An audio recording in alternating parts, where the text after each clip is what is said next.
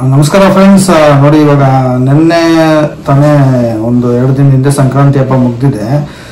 ಸಂಕ್ರಾಂತಿ ಹಬ್ಬ ಮುಗಿತಾ ಇದ್ದಂಗೆ ಬಿಸಿಲುಗಾಲಕ್ಕೆ ಕಾಲಿಡ್ತಾ ಇರ್ತೀವಿ. ಸೊ ಇವಾಗ ಕ್ಲೈಮೇಟ್ ಚೇಂಜ್ ಇರುತ್ತೆ. ಹಾಗಾಗಿ ಸಾಕಷ್ಟು ಅಕ್ಕಿಗಳಲ್ಲಿ ಈಗಾಗಲೇ ಸುಮಾರು ಕಡೆ ಡೈಜೆಷನ್ ಪ್ರಾಬ್ಲಮ್ ಬರ್ತಾ ಇದೆ ಅಂತ ನನಗೆ ಕಾಲ್ಸ್ ಬರ್ತಾ ಇದೆ. ಈ ಡೈಜೆಷನ್ ಪ್ರಾಬ್ಲಮ್ ಆಗ್ತಾ ಇರೋದು ಈ ಕ್ಲೈಮೇಟ್ ವೇರಿಯೇಷನ್ ಆಗ್ತಾ ಇರೋದ್ರಿಂದ ಅಕ್ಕಿಗಳು ವಿಂಟರ್ ಒಂದು ಅಟ್ಮಾಸ್ಫಿಯರ್ಗೆ ಅಡ್ಜಸ್ಟ್ ಆಗಿದ್ವು. ಇವಾಗ ಹೋಗ್ತಾ ಹೋಗ್ತಾ ಚಳಿ ಕಡಿಮೆ ಆಗ್ತಾ ಬಿಸಿಲು ಸ್ಟಾರ್ಟ್ ಆಗ್ತಾ ಇದೆ. 28-27 ಡಿಗ್ರಿಗೆ ಹೋಗ್ತಾ ಇದೆ ಇವಾಗ. ಅಷ್ಟಿದ್ರೂ ಸ್ವಲ್ಪ ಉರಿ ಇರುತ್ತೆ. ಉರಿ ಬಿಸಿಲು ಇರೋದ್ರಿಂದ ಹಕ್ಕಿಗಳಲ್ಲಿ ಹೊಟ್ಟೆಯಲ್ಲಿ ಸ್ವಲ್ಪ ಆಸಿಡ್ಸ್ ಜಾಸ್ತಿ ಆಗಿ ವೈಟ್ ಮೋಷನ್ಸ್ ಆಗೋದು, ಆಮೇಲೆ ಸುಸ್ತಾಗೋದು, ಕೆಲವೊಂದು ಅಕ್ಕಿಗಳು ಡಿಹೈಡ್ರೇಷನ್ ಆಗ್ತಾ ಇದಾವೆ. ಪ್ಲಸ್ ಬೆಳಗ್ಗೆ ತಿಂದಿರೋ ರಾಗಿ ಎಲ್ಲ ಅದೇ ತರ ಮೋಷನ್ ಬರ್ತಾ ಇದೆ, ರಾಗಿನೇ ಮೋಷನ್ ಬರ್ತಾ ಇದೆ ಅಂತ ಸುಮಾರು ಜನ ಕಾಲ್ ಮಾಡ್ತೀರಾ. ಇದಕ್ಕೆ ಬೆಸ್ಟ್ ಮನೆಮದ್ದು ಏನಂತ ಹೇಳಿದ್ರೆ, ಇವಾಗ ನೆಕ್ಸ್ಟ್ ಇನ್ನ ಶಿವರಾತ್ರಿ ಬರೋವರೆಗೂ ನಾನು ಇವಾಗ ಒಂದು ರೆಮಿಡಿ ಹೇಳ್ತೀನಿ, ಹೋಮ್ ರೆಮಿಡಿ. ಇದನ್ನ ಮಾಡ್ಕೊಳ್ಳಿ. ಹೆಲ್ತಿ ಆಗಿರೋರು ಅಷ್ಟೇ, ಇನ್ಫೆಕ್ಟ್ ಆಗಿರೋ ಲಾಫ್ಟು ಅಷ್ಟೇ. ನೀವು ಇನ್ಫೆಕ್ಟ್ ಆಗಿರೋ ಲಾಫ್ಟ್ಗೆ ಏನೇ ಮೆಡಿಸಿನ್ ಮಾಡ್ತಾ ಇದ್ರು ಇದೊಂದು ಮಾಡೋದ್ರಿಂದ ಏನು ಸೈಡ್ ಎಫೆಕ್ಟ್ ಇಲ್ಲ. ಅಕ್ಕಿಗಳು ಬೇಗ ರಿಕವರಿ ಆಗ್ತವೆ. ಇನ್ಫೆಕ್ಟ್ ಆಗಿರೋಕ್ಕೂ ಏನು ಔಷಧಿ ಹಾಕ್ಬೇಕು ಅಂತಾನು ಹೇಳ್ತೀನಿ. ಮೊದಲನೇದಾಗಿ ಇವಾಗ ನೀವು ಮಾಡ್ಕೋಬೇಕಾಗಿರೋಂಥ ಮನೆಮದ್ದು, ಸಮ್ಮರ್ಗೆ ಎಂಟ್ರಿ ಆಗ್ತಾ ಇರೋದ್ರಿಂದ ಕ್ಲೈಮೇಟ್ ಚೇಂಜ್ ಆಗಿ ಹೊಟ್ಟೆಯಲ್ಲಿ ಏರುಪೇರು ಆಗ್ತಾ ಇದೆ. ಅಕ್ಕಿಗಳಲ್ಲಿ ಸ್ವಲ್ಪ ಪಚನ ಕ್ರಿಯೆ ಅಂತೀವಿ, ಡೈಜೆಷನ್, ಅದು ಸ್ವಲ್ಪ ವೀಕ್ ಆಗ್ತಾ ಇದೆ. ಅದಕ್ಕೆ ನೀವು ಮಾಡಬೇಕಾಗಿರೋ ಕೆಲಸ ಏನಂತ ಹೇಳಿದ್ರೆ, ಧನಿಯಾ ಅಂದ್ರೆ ನಿಮ್ಗೆಲ್ಲ ಧನಿಯಾ ಗೊತ್ತಿರ್ತದೆ. ಧನಿಯಾ ಅಂದ್ರೆ ಈ ಮನೆಯಲ್ಲಿ ಸಾಂಬಾರ್ಗೆ ಹಾಕ್ತಾರಲ್ಲ, ಅದು ಧನಿಯಾ ಕಾಳು. ಧನಿಯಾ ಪೌಡ್ರ್ ಬೇಡ, ನೀವೇ ಅಂಗಡಿಗಳಲ್ಲಿ ಹೋಗಿ ಧನಿಯಾ ಕಾಳು ತಗೊಂಬಂದು 2 ಸ್ಪೂನ್ ಧನಿಯಾ ಕಾಳನ್ನ 1 ಲೀಟರ್ ನೀರಲ್ಲಿ ಹಾಕಿ ಬಾಯ್ಲ್ ಮಾಡಬೇಕು. ಬಾಯ್ಲ್ ಮಾಡೋವಾಗ ಪುದೀನ ನೋಡಿ ಕೇಳಿರ್ತೀರಾ, ಮಿಂಟ್ ಲೀವ್ಸ್ ಅಂತ ಹೇಳ್ತೀವಿ. ಅದೂ ಅಷ್ಟೇ ಈ ರೆಸ್ಪಿರೇಟರಿ ಸಿಸ್ಟಮ್ಗೆ ಆಗ್ಬೋದು, ಹೊಟ್ಟೆಯಲ್ಲಿ ಡೈಜೆಷನ್ಗೆ ಎಲ್ಲ ತುಂಬಾ ಒಳ್ಳೆ ರೆಮಿಡಿಯಾಗಿ ಯೂಸ್ ಮಾಡ್ತೀವಿ. ಅದನ್ನ ಒಂದು 10 ಗಿಡ ಅಂದ್ರೆ ಪಂಚಾಂಗ ಫುಲ್ಲು, ಗಿಡ ಫುಲ್ಲು ಒಂದು ಇಷ್ಟುದ ಬರುತ್ತೆ, ಒಂದು 8 to 9 ಸೆಂಟಿಮೀಟರ್ಸ್ ಏನೋ ಇರುತ್ತೆ. ಆ ಫುಲ್ ಗಿಡ ಆ ಥರದ್ದು ಒಂದು 10 ವಿತ್ ಸ್ಟೆಮ್. ಅಂದ್ರೆ ಕೆಲವರು ಬರೀ ಎಲೆ ತಗೊಂತಿರ್ಬೋದಾ ಅಂತ ಕೇಳ್ತೀರ. ಎಲೆ ಆಮೇಲೆ ಇವನ್ ರೂಟ್ಸ್ ಸಿಕ್ಕಿದ್ರು ಗಿಡದ ಫುಲ್ ಪಂಚಾಂಗ ಅಂತ ಏನ್ ಕರಿತೀವಿ, ಅಷ್ಟು ಫುಲ್ ಗಿಡನ ಅದೇ ನೀರಲ್ಲಿ ಹಾಕಿ ಬಾಯ್ಲ್ ಮಾಡಬೇಕು. 1 ಲೀಟರ್ ನೀರಿಗೆ 10 ಗಿಡ, ಇಲ್ಲಾಂದ್ರೆ 10 ಪುದೀನ ಇದು ಸ್ಟಿಕ್ಸ್ ಹಾಕಿ ಒಂದು 1 ಲೀಟರ್ ನೀರು 3/4 ಲೀಟರ್ ಬರೋವರೆಗೂ ಬಾಯ್ಲ್ ಮಾಡಿ, ಆಮೇಲೆ ಆ ನೀರನ್ನ ಫಿಲ್ಟರ್ ಮಾಡಿಕೊಂಡು ಅಕ್ಕಿಗಳಿಗೆ ಬೆಳಗ್ಗೆ ಸಾಯಂಕಾಲ ಇವಾಗ ಒಂದು 3 ಡೇಸ್ ಕೊಡಿ. ಯಾಕಂದ್ರೆ ಕ್ಲೈಮೇಟ್ ಚೇಂಜ್ ಆಗ್ತಾ ಇರೋದ್ರಿಂದ. ಆಮೇಲೆ ವೀಕ್ಲಿ 3 ಟೈಮ್ಸ್ ಅಂದ್ರೆ ದಿನ ಬಿಟ್ಟು ದಿನ, ಅಥವಾ ವಾರದಲ್ಲಿ 1-2 ಸತಿ ಈ ಒಂದು ಪ್ರೊಸೀಜರ್ ಮಾಡಿದ್ರೆ ನೆಕ್ಸ್ಟ್ ಶಿವರಾತ್ರಿ ಆದ್ಮೇಲೆ ಸಮ್ಮರ್ ಸ್ಟಾರ್ಟ್ ಆಗತ್ತೆ, ತುಂಬಾ ಬಿಸಿಲು ಸ್ಟಾರ್ಟ್ ಆಗತ್ತೆ. ಅವಾಗ ಸಮ್ಮರ್ದು ಪ್ರಭಾವ ಅಕ್ಕಿಗಳ ಮೇಲೆ ಅಷ್ಟಾಗಿ ಬೀರಲ್ಲ. ಯಾಕಂದ್ರೆ ಅಷ್ಟೊಂದಿಗೆ ಅಕ್ಕಿಗಳು ಫುಲ್ ಫಿಟ್ ಆಗಿರ್ತವೆ.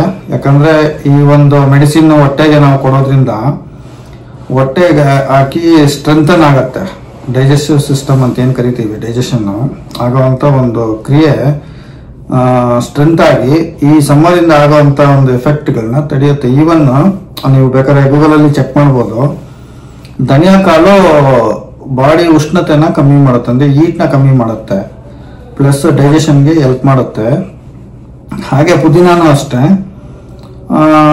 ಈ ಬಾಡಿ ಕೂಲ್ ಮಾಡೋದ್ರಲ್ಲಿ ತುಂಬಾ ಪ್ರಾಮುಖ್ಯತೆ ವಹಿಸುತ್ತೆ. ಸೊ ಇದೆರಡನ್ನೂ ನೀವು ಬೇಕಾದ್ರೆ ಶಿವರಾತ್ರಿ ಆದ್ಮೇಲೆ ಸಮ್ಮರಲ್ಲೂ ಬೇಕಾದ್ರೂ ಕಂಟಿನ್ಯೂ ಮಾಡ್ಬೋದು. ಅಕ್ಕಿಗಳನ್ನ ತಂಪಾಗಿಡುತ್ತೆ. ಸೊ ಇದು ತಂಪಾಗಿದ್ರೆ ಅಕ್ಕಿಯಲ್ಲಿ ವೆಯ್ಟ್ ಲಾಸ್ ಆಗಲ್ಲ. ಸುಮಾರು ಕಡೆ ಈಗ ಮರಿಗಳೆಲ್ಲ ಸುಕ್ಕ ಹೋಗ್ಬಿಡ್ತಾ ಇದಾವೆ, ಡೈಜೆಷನ್ ಆಗ್ತಾ ಇಲ್ಲ, ತಿಂದಿದ್ ರಾಗಿ ಎಲ್ಲ ಹಾಗೆ ಬರ್ತಾ ಇದೆ ಅಂತೆಲ್ಲ ಕಾಲ್ಸ್ ಬರ್ತಾ ಇದೆ ನನಗೆ. ಅದರಿಂದ ಈ ಒಂದು ವಿಡಿಯೋ ಮಾಡ್ತಾ ಇದ್ದೀನಿ.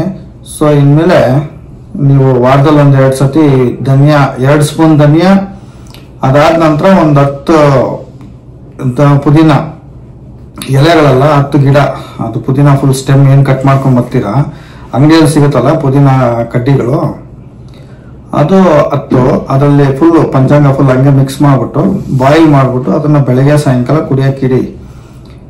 ಏನು ಸೈಡ್ ಎಫೆಕ್ಟ್ ಇಲ್ಲ, ಅಕ್ಕಿಗಳಿಗೆ ಏನು ಸಮಸ್ಯೆ ಆಗಲ್ಲ, ತೊಂದರೆ ಆಗಲ್ಲ.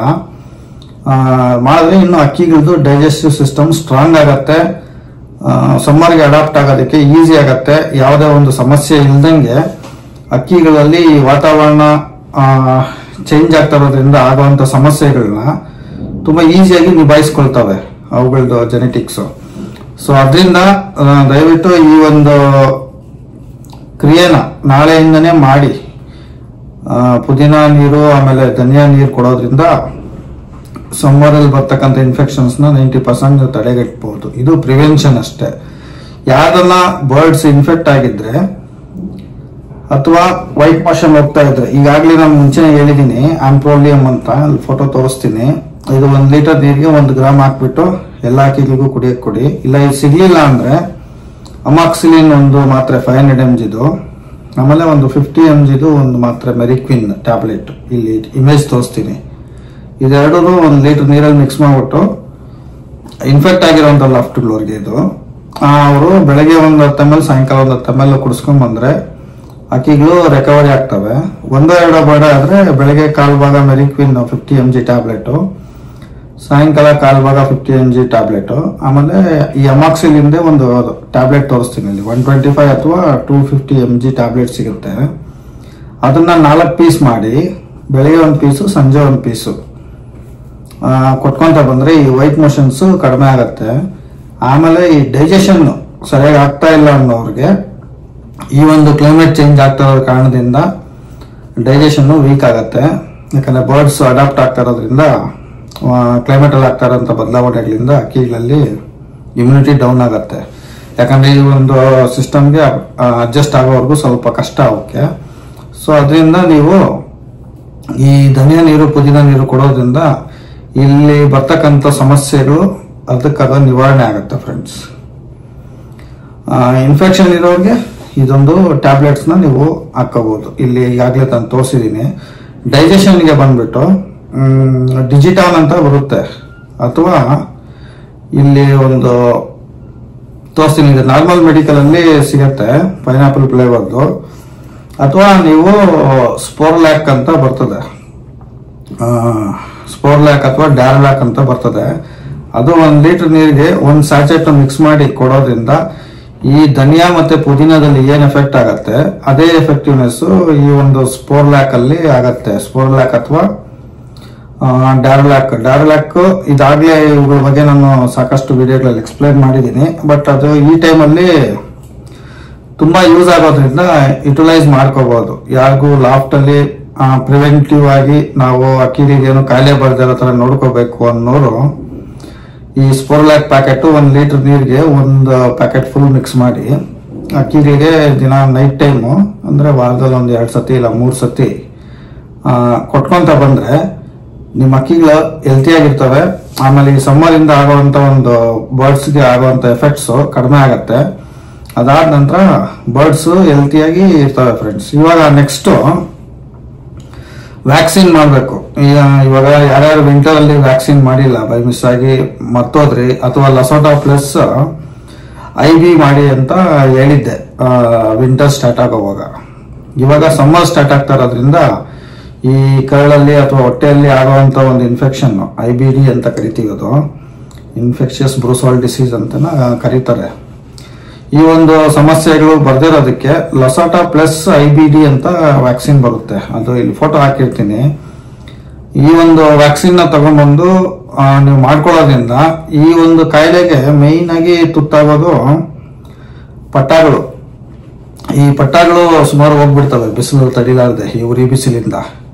ಸಮ್ಮರ್ ಅಲ್ಲಿ ಬರೋ ಬಿಸಿಲು ಬೇರೆ, ಇವಾಗ ಕ್ಲೈಮೇಟ್ ಚೇಂಜ್ ಆಗೋ, ಯಾಕಂದ್ರೆ ನೈಟ್ ಎಲ್ಲ ಮಂಜಿರುತ್ತೆ. ಅದಾದ್ರ ಮೇಲೆ ಮಂಜು ಮೇಲೆ ಬಿಸಿಲು ಬಿದ್ದಾಗ ಅದೊಂಥರ ಉರಿ ಬಿಸಿಲು ತರ ಫೀಲ್ ಆಗತ್ತೆ, ಉರಿಯುತ್ತೆ ಬಾಡಿ. ಆ ತರ ಒಂದು ಬಿಸಿಲಿಗೆ ಅಕ್ಕಿಗಳು ಸುಮಾರು ಇನ್ಫೆಕ್ಟ್ ಆಗ್ಬಿಡೋದು. ಆ ಒಂದು ಎಫೆಕ್ಟಿವ್ನೆಸ್ ನ ಕಂಟ್ರೋಲ್ ಮಾಡ್ಲಿಕ್ಕೆ, ಹೊಟ್ಟೆ ತಂಪು ಮಾಡ್ಲಿಕ್ಕೆ, ಬಾಡಿ ತಂಪು ಮಾಡ್ಲಿಕ್ಕೆ, ಆ ಉರಿನ ತಡ್ಕೊಳ್ಳೋದಕ್ಕೆ ಧನಿಯಾ ಮತ್ತೆ ಪುದೀನ ತುಂಬಾ ಒಳ್ಳೆ ಎಫೆಕ್ಟಿವ್ ಆಗಿ ಕೆಲಸ ಮಾಡ್ತವೆ. ಇದು ಮನೆಯಲ್ಲಿ ಮಾಡ್ತಕ್ಕಂಥ ಏನು ಖರ್ಚಿಲ್ದಿರೋಂಥ ಒಂದು ಮನೆಯಲ್ಲೇ ಸಿಗುವಂತ ಒಂದು ರೆಮಿಡಿ. ಡೈಜೆಷನ್ ಫುಲ್ ವೀಕ್ ಆಗಿದೆ ಅನ್ನೋರು ಅದ್ರ ಜೊತೆಗೆ ಸ್ವಲ್ಪ ಶುಂಠಿ ಒಂಚೂರು ಬೆಳ್ಳುಳ್ಳಿನ ಜಜ್ಜಿಬಿಟ್ಟು ಕಡಲೆಕಾಳು ಅಷ್ಟಪ್ಪ ಉಂಡೆ ಮಾಡಿ ಆ ನೀರು ಕೊಟ್ಟಾದ್ಮೇಲೆ ಒಂದೊಂದು ಗೋಲಿ ತಿನ್ಸಿದ್ರೆ ಇನ್ ಕೇಸ್ ಡೈಜೆಷನ್ ಏನಾದ್ರು ಕೆಟ್ಟಿದ್ರು ಇಮಿಡಿಯೇಟ್ ಒಂದು 2-3 ಡೇಸ್ ಅಲ್ಲಿ ಕಂಟ್ರೋಲ್ ಆಗತ್ತೆ, ರೆಡಿ ಆಗ್ತವೆ. ಇದು ರೆಮಿಡೀಸ್.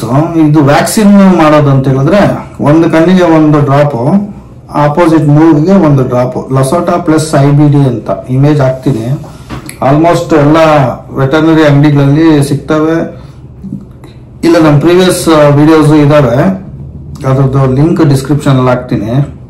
ಅದನ್ನ ನೋಡಿ ಯಾವ ತರ ಮಾಡ್ಕೋಬೇಕಂತೇಳಿ ಅದನ್ನ ಮಾಡ್ಕೊಳ್ಳಿ. ಒಂದು ವ್ಯಾಕ್ಸಿನ್ ಮಾಡ್ಕೊಳ್ಳೋದ್ರಿಂದ ನಿಮ್ಮ ಬರ್ಡ್ಸ್ಗೆ ಈ ಸಮ್ಮರ್ ಅಲ್ಲಿ ಪ್ರೊಟೆಕ್ಷನ್ ಸಿಗತ್ತೆ.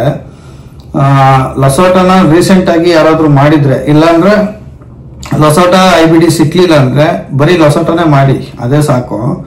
ಅದರಿಂದನೂ ಪ್ರಿವೆನ್ಷನ್ ಆಗುತ್ತೆ. ಪ್ರಿವೆನ್ಷನ್ ಮಾಡಿ ನಾನು ಹೇಳ್ದಂಗೆ ಈ ಒಂದು ಧನಿಯಾ ಪುದೀನ ನೀರು ಕೊಟ್ಕೊಂಡ್ ಬರ್ಬೋದು. ಇಲ್ಲ ಅಂದ್ರೆ ನೋಡಿ ಇಲ್ಲೊಂದು ಸಿರಪ್ ತೋರಿಸ್ತೀನಿ, ಪಾಲಿಬಿಯನ್ ಅಂತ. ಈ ಸಿರಪ್ ವಾರದಲ್ಲಿ ಒಂದು 2 ಸಲ 1 ಲೀಟರ್ಗೆ 2 ml ಮಿಕ್ಸ್ ಮಾಡ್ಬಿಟ್ಟು ಎಲ್ಲ ಹಕ್ಕಿಗಳಿಗೂ ಕುಡಿಯಕ್ಕೆ ಕೊಡ್ತಾ ಬಂದ್ರೆ ಈ ಸಮ್ಮರ್ ಅಲ್ಲಿ ಓವರ್ ಹೀಟ್ ಆಗೋದು, ಆ ಹೀಟ್ ಇಂದ ಬರ್ತಕ್ಕಂಥ ಡೈಜೆಷನ್ ಸಮಸ್ಯೆ ಆಗ್ಬೋದು, ಇಲ್ಲ ಉಸಿರಾಟ ಸಮಸ್ಯೆ ಆಗ್ಬೋದು, ಇಲ್ಲ ಲೂಸ್ ಮೋಷನ್ಸ್, ಈ ಎಲ್ಲ ಒಂದು ಇನ್ಫೆಕ್ಷನ್ಸ್ ಅವಾಯ್ಡ್ ಆಗತ್ತೆ.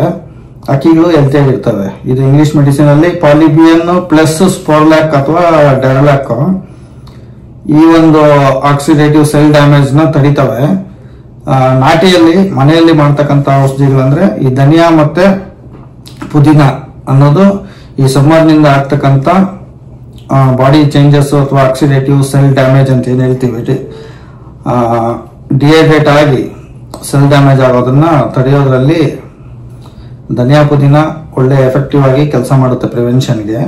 ಅಥವಾ ಪಾಲಿಬಿಯನ್ ಮತ್ತೆ ಸ್ಪೋರ್ಲ್ಯಾಕ್ ಇವು ಎಫೆಕ್ಟಿವ್ ಆಗಿ ಕೆಲಸ ಮಾಡ್ತವೆ. ಇದಾದ್ಮೇಲೆ ಏನದು ಆಂಪ್ರೋಲಿಯಂ ಪೌಡರ್, ಇಲ್ಲೊಂದು ಇಮೇಜ್ ಹಾಕಿರ್ತೀನಲ್ಲ, ಅದೇ ಕಂಪ್ನಿದು ತಗೊಳ್ಳಿ. ಬೇರೆ ಬೇರೆದು ಕೊಡ್ತಕ್ ಬರ್ತಾರೆ ಅವು, ಯಾಕಂದ್ರೆ ಅದಕ್ಕೆ ಮಾರ್ಜಿನ್ ಜಾಸ್ತಿ ಸಿಗುತ್ತೆ ಅಂತ ಹೇಳ್ಬಿಟ್ಟು ಬೇರೆ ಪ್ರಾಡಕ್ಟ್ಸ್ ಮಾಡ್ತಾರೆ. ಬಟ್ ಈ ಕಂಪನಿದು ಇಲ್ಲಿ ನಾನು ಏನ್ ಡಿಸ್ಪ್ಲೇ ಹಾಕಿರ್ತೀನಿ ಅದೇ ಕಂಪನಿದು ತುಂಬಾ ಚೆನ್ನಾಗಿ ಕೆಲಸ ಮಾಡ್ತದೆ. ಇದು ಇನ್ಫೆಕ್ಷನ್, ಸಮ್ಮರ್ ಅಲ್ಲಿ ಬರ್ತಕ್ಕಂಥ ಇನ್ಫೆಕ್ಷನ್ ಪ್ರಿವೆಂಟ್ ಮಾಡೋದಕ್ಕೆ ತುಂಬಾ ಒಳ್ಳೆ ಕೆಲಸ ಮಾಡ್ತದೆ. ಇದಾದ್ಮೇಲೆ ಮೆರಿಕ್ವಿನ್ ಮತ್ತೆ ಅಮಾಕ್ಸಿಲಿನ್, ಇವು ನಾನು ಅವಾಗಲೇ ಹೇಳ್ದಂಗೆ ಈ ಆಂಪ್ರೋಲಿಯಂ ಸಿಗ್ಲಿಲ್ಲ ಅಂದವರು ಆಲ್ಟರ್ನೇಟ್ ಆಗಿ ಈ ಔಷಧಿಗಳನ್ನ ಉಪಯೋಗಿಸ್ಕೊಂತ ಬಂದ್ರೆ ಸಮ್ಮರ್ನ ತುಂಬಾ ಎಫೆಕ್ಟಿವ್ ಆಗಿ ಮ್ಯಾನೇಜ್ ಮಾಡ್ಬೋದು. ನೆಕ್ಸ್ಟ್ ವಿಡಿಯೋದಲ್ಲಿ ರೆಕ್ಕೆಗೆ ಕಿತ್ಕೊಡ್ತೀರಿ ಟೂರ್ನಮೆಂಟ್ ಜಾಯ್ನ್ ಆಗಿರೋರಿಗೆ. ರೆಕ್ಕೆಗಳನ್ನ ಯಾವ ರೀತಿ ಕಿತ್ಕೊಡ್ಬೇಕು, ಯಾವಾಗ ಡಿವರ್ಕ್ ಮಾಡಬೇಕು ಅನ್ನೋದ್ರ ಬಗ್ಗೆ ಡಿಸ್ಕಸ್ ಮಾಡೋಣ ಫ್ರೆಂಡ್ಸ್. ಅಲ್ಲಿವರೆಗೂ ಟೇಕ್ ಕೇರ್ ಫ್ರೆಂಡ್ಸ್, ಬಾಯ್.